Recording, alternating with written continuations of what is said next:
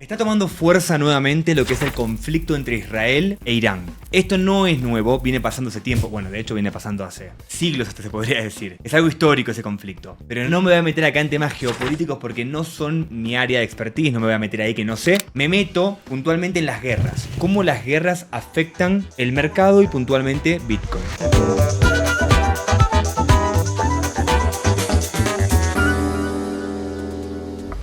¿Qué tal, chicos? Soy Kamanus y como dije en la intro, está tomando otra vez bastante peso el asunto bélico que hay entre Israel e Irán. De hecho, ese solo no. También empezó a escalar el problema que hay entre Ucrania y Rusia. Ucrania penetró Rusia, se metió adentro de la frontera y eso escaló todo. Hizo que todo se complejice mucho más. Entonces hay dos conflictos bélicos muy grandes sucediendo al mismo tiempo. Y si lo conectamos esto con las elecciones de Estados Unidos, es todavía más profundo. Porque las alineaciones que tiene Biden y las que tiene Trump son completamente distintas. Entonces, toda la geopolítica de Estados Unidos podría cambiar, depende qué candidato gane. Bueno, Biden ya no se va a presentar, sería Kamala Harris su continuación o Trump. Más allá de esto, vamos a volvernos abstractos a lo que son los conflictos actuales y vamos a intentar ver cómo es que afecta al mercado. Entonces, ¿cuándo es que empezó a escalar nuevamente el conflicto bélico? Bueno, desde que el líder de Hamas, Ismail Haniyeh, fue asesinado. Esto lo hizo una operación de Israel, termina muriendo el líder y a partir de acá desencadenó en el alza de la bandera roja. La bandera roja en Irán significa venganza. Prácticamente dice que se van a vengar de lo que sucedió, de justamente la muerte del líder de Hamas. Esto encendió todas las alarmas y ya desde la semana pasada se viene hablando de que es inminente el impacto. Donald Trump también dijo que lo veía bastante probable, el secretario de Estado de Estados Unidos también lo mencionó, que era inminente. Sin embargo, todavía no sucedió y así como la semana pasada un pico de miedo a que el conflicto comience, luego empezó a bajar. Pero las alarmas se volvieron a prender. Fíjense lo siguiente. Lo que pasó fue esta noticia de Wall Street Journal. Israel pone a todos sus militares en alerta y Estados Unidos envía al Medio Oriente fuerzas militares. Prácticamente metiéndose dentro del conflicto pero de forma real, directa. No apoyando, sino que mandando fuerzas propias. Esto puso a todo el mundo en alerta, es verdad. Y no termina acá, sino que cuando lo conectamos con el mercado, fíjense lo que sucede. El petróleo lleva días en alza, subiendo. Saben que los commodities, cuando hay un conflicto bélico, suben de precio. Puntualmente el petróleo es la energía y la energía se consume muchísimo durante un momento bélico. Entonces es normal que el petróleo sea uno de los indicadores que nos dicen que viene un conflicto bélico. ¿Sube el petróleo? Puede ser por otros factores, pero que suba el petróleo es uno de los indicadores que nos dicen, hey, podría haber un conflicto bélico a punto de suceder. No es el único, de hecho acá puse una lista con algunas cosas que suelen subir, como el oro, el cobre, el petróleo. Toda esta lista la armé yo y son todas típicas acciones, commodities, ETFs que suben cuando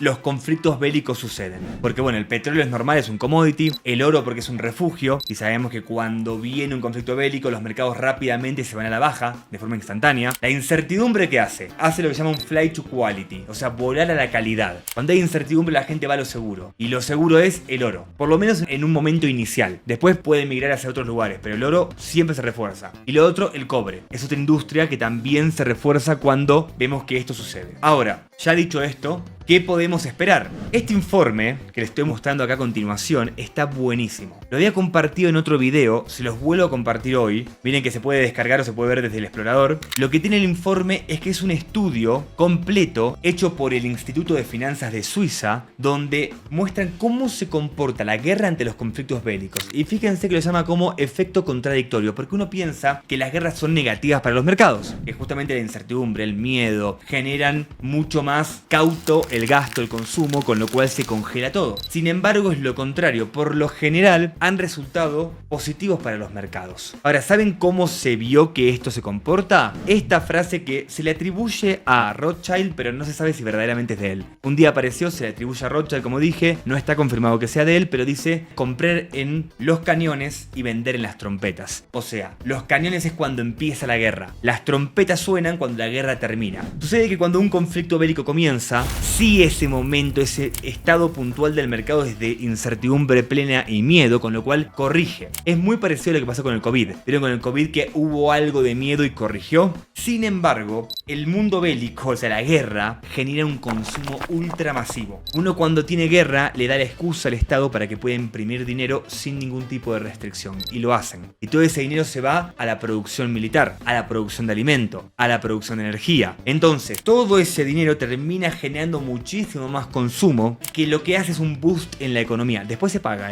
no es gratis esto. Después vienen procesos hiperinflacionarios graves. Pero, de todos modos, más allá de la inflación que viene después, en el momento bélico, los mercados empiezan a subir. Entonces, la reacción que suelen tener es instantáneamente una gran caída, pero luego una recuperación y termina la guerra con los mercados por encima de donde se encontraban. Esto no debería ser así, pero como siempre lo digo, vivimos en una economía keynesiana y como tal, toda la economía se mueve en base a estímulos monetarios de los bancos centrales. Saben que el Banco Central de Estados Unidos, la Reserva Federal, se creó en 1913. Qué casualidad que se creó un año antes que la Primera Guerra Mundial. O sea, para financiar la Primera Guerra Mundial requerían de un banco central que pueda imprimir dinero. Antes de la creación de este banco central era mucho más difícil ir a una guerra a gran escala, porque vos tenías que cobrar de los impuestos esa guerra, y si la cobrabas de los impuestos empobrecías a la gente y la gente se te ponía en contra, porque ahí sí generabas una recesión real en la gente. Ahora lo que hicieron fue imprimir para poder mantener una guerra sin que la gente te frene. Parece positivo, pero como digo, no es positivo. Toda esa impresión al final del día se paga, y se paga peor todavía que lo que hubiese sido antes. Todo eso después tiene una recesión e inflación brutal. Entendamos cómo es el proceso, pero lo que podemos esperar en el periodo bélico es que los mercados suban y que la liquidez aumente. No sabemos si va a haber un conflicto finalmente, si esto va a ser más una guerra fría que nunca se termina de estallar o una guerra real. La verdad es que no lo sé. A ver, esto lo estoy grabando el lunes, quizá para el miércoles ya explotó la guerra, no tengo idea. Igual el video sería vigente porque estoy explicando cómo se comportan los mercados ante esta situación, pero entendamos que más allá de eso, comprendamos en qué tipo de economía vivimos y qué es lo que suele suceder. Y lo que podemos ver, se les voy a mostrar, esta es la historia del Dow Jones, y acá está publicado qué pasó con la bolsa en cada año. Y fíjense que todo lo que pasó acá es irrelevante, no estaba la Reserva Federal se crea en 1913 y ya en el 14 con la guerra cae 30% el mercado. ¿Saben qué pasó acá? En 1914, es verdad, cae de golpe en 1913 y 14, pero en el 14 mismo se cierra la bolsa, deja de operar, y en el 15 se reabre. Cuando se reabre, 81% vuela. Fíjense que la bolsa pasó en el 13 estar en 78 a estar en 99. O sea, termina recuperando mucho más de lo que perdió. En los sucesivos años hay caída y subida, empiezan los ciclos de emisión monetaria que estallan en la gran crisis del 29. Esta es la gran crisis, ¿se acuerdan? 29, 30, 31, 32. Esta es la gran crisis que genera la emisión que hubo en la Primera Guerra. Recuerden que les dije, siempre se paga. Temporalmente vas bien, pero de repente se paga. Toda esta emisión que hubo acá para poder levantar, se pagó el 29 al 30. Luego, ¿qué sucedió? Se empezó a recuperar hasta que tuvimos la Segunda Guerra Mundial, la de 1939, y otra vez los mercados caen. Sin embargo, fíjense, cuando empieza la guerra, estaba en 150, ¿ok?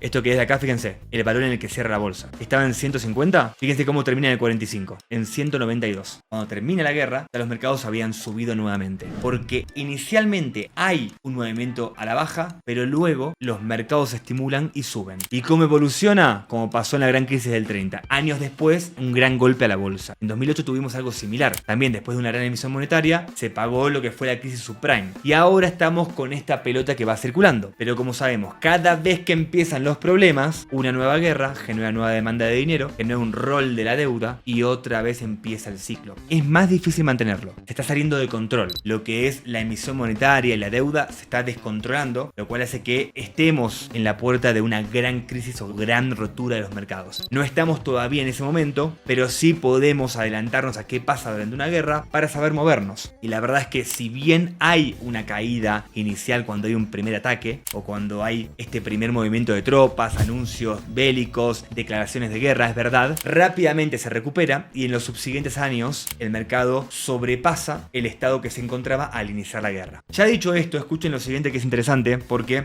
Bitcoin puntualmente y el espacio cripto es algo aparte, que no estuvo durante la Primera o Segunda Guerra Mundial, no estuvo durante la crisis subprime tampoco, nació justo después, nació en 2009 Bitcoin. Entonces quizá es de los primeros grandes conflictos que le toca vivir, creo que es el primero de hecho, y lo que podemos ver es que el espacio cripto como tal es sin lugar a duda activo de riesgo, o sea que va a caer mucho en caso de guerra, pero va a subir muchísimo con la emisión monetaria. Bitcoin es la gran duda que todo el mundo tiene, porque se encuentra en un punto medio medio entre el riesgo y la reserva de valor. Suena muy raro eso porque son como opuestos, ¿no? Inversión de riesgo con reserva de valor son opuestos. Lo que pasa es que Bitcoin es un activo cuyo destino es convertirse en reserva de valor, pero todavía no lo es. Está transicionando de uno a otro. Es un punto medio. Ya podemos ver, por ejemplo, que aunque todo el mercado cayó en los últimos meses 90% de las altcoins, Bitcoin cayó 15%. Ya no se está comportando completamente como activo de riesgo. Sin embargo, caer 15% te aleja de ser también refugio de valor. Se encuentra en un punto medio. Entonces, lo que se puede esperar es que básicamente el espacio cripto sea mucho más radical, caiga mucho y luego recupere agresivamente. Y Bitcoin probablemente haga un movimiento a la baja apenas se anuncie. Sin embargo, se va a ver beneficiado de lo que es la emisión monetaria, dado que ahora está en un proceso de adopción. No es solamente algo especulativo Bitcoin hoy. También tiene un proceso de adopción real. Fíjense que con todas las malas noticias y problemas que hubieron en los mercados recientemente, Bitcoin no sufrió caídas importantes. Tuvo un pico hacia abajo, 48, pero recuperó rápidamente. Y cuando uno va a ver qué pasó con los ETFs, no hubo ventas. Están dentro del rango, digamos. Las ventas que hubo son las mismas ventas que tenía antes. Y las compras también. No se salió. Lo cual nos indica que los holders de los ETFs son lo que se denomina long term holders. Holders a largo plazo. Y nos da un poquito de lectura de lo que está pasando. Bitcoin efectivamente está transicionando a convertirse en un activo de reserva de valor. Así que lo que nos vamos a encontrar seguramente es que el efecto bélico beneficiaría en el largo plazo a lo que es el espacio cripto, que es el que nos interesa a nosotros. Esto fue todo, espero que les haya gustado, les mando un saludo. Chau chicos.